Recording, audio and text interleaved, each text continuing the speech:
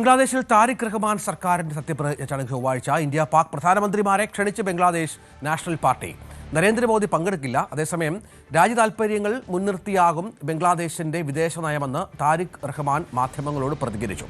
അജയ് സുധാ ബിജു വിവരങ്ങൾ പങ്കുവെക്കുകയാണ്. അജയ് സുധാ ബിജു, ഇനി ഞങ്ങളെ പരിഗണിക്കേണ്ടത് ഇന്ത്യക്കൊപ്പമായിരിക്കണം എന്നാണ് താരിഖ് റഹ്മാന്റെ പരാമർശം കഴിഞ്ഞ ദിവസം. അതായത് മറ്റു രാജ്യങ്ങളോടുള്ള അതേ ബന്ധമേ ഇന്ത്യയോട് ഉണ്ടാകൂ, അല്ലാതെ പ്രത്യേക ഒരു പരിഗണനയൊന്നും പ്രതീക്ഷിക്കേണ്ട എന്ന് പറയുമ്പോൾ കൃത്യമായി നയം വ്യക്തമാക്കുകയാണ്. ഇന്ത്യയുമായി അത്ര സുഖകരമായിരിക്കില്ല കാര്യങ്ങൾ എന്നും കൂടി നമ്മൾ കരുതണം. രഞ്ജിത്ത്, തീർച്ചയായിട്ടും ഈ BNP എന്ന് പറയുന്ന പാർട്ടിയുടെ ഒരു പഴയ നയങ്ങൾ, അവർ സ്വീകരിച്ചിട്ടുള്ള നിലപാടുകളെല്ലാം നമ്മൾ പരിശോധിക്കുകയാണെങ്കിൽ അവരുടെ ഒരു പാർട്ടിയുടെ തുടക്കം മുതൽ തന്നെ പലപ്പോഴും ഇന്ത്യ വിരുദ്ധ നിലപാടുകൾ സ്വീകരിച്ചിരുന്നു. ബംഗ്ലാദേശിൽ എപ്പോഴും ഒരു ഇന്ത്യക്ക് അനുകൂലമായിട്ടുള്ള നിലപാടുകൾ, അല്ലെങ്കിൽ ഇന്ത്യയുമായി കൂടുതൽ സൗഹൃദം പുലർത്തിയിരുന്നത് അവാമി ലീഗ് എന്ന് പറയുന്ന പാർട്ടിയായിരുന്നു. ഷെയ്ഖ് ഹസീന എന്ന് പറയുന്ന നേതാവിൻ്റെ കാലത്തായിരുന്നു ഇന്ത്യയുമായി ബംഗ്ലാദേശ് ഏറ്റവും കൂടുതൽ ഒരു അടുപ്പം പുലർത്തിയിരുന്നത്.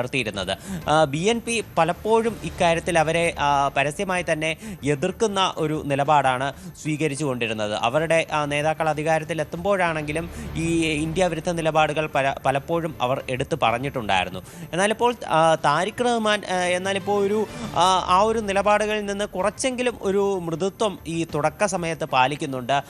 ഇപ്പോൾ ഈ ബംഗ്ലാദേശ് തെരഞ്ഞെടുപ്പ് കഴിഞ്ഞതിന് ശേഷം ആദ്യമായി ഒരു വിദേശ നേതാവിനെ ബംഗ്ലാദേശ് ക്ഷണിക്കുന്നത് പ്രധാനമന്ത്രി നരേന്ദ്രമോദിയാണ്. അതുപോലെ തന്നെ അദ്ദേഹത്തിനോടൊപ്പം തന്നെ പാകിസ്ഥാൻ പ്രധാനമന്ത്രിയും അതുപോലെ തന്നെ ചൈനീസ് പ്രസിഡന്റിനെയും എല്ലാം ഈ പുതിയ പ്രധാനമന്ത്രിയുടെ സത്യപ്രതിജ്ഞാ ചടങ്ങിലേക്ക്, ചൊവ്വാഴ്ച നടക്കുന്ന ചടങ്ങിലേക്ക് ക്ഷണിച്ചിട്ടുണ്ട്.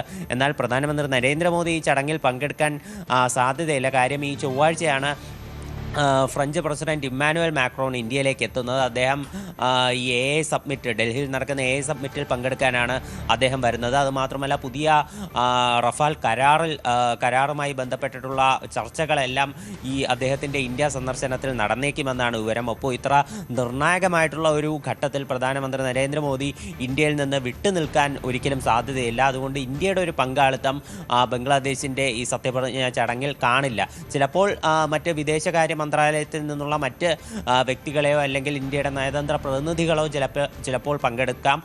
ഇക്കാര്യത്തിലും നിലവിൽ വ്യക്തതയൊന്നും തന്നെ ലഭിച്ചിട്ടില്ല.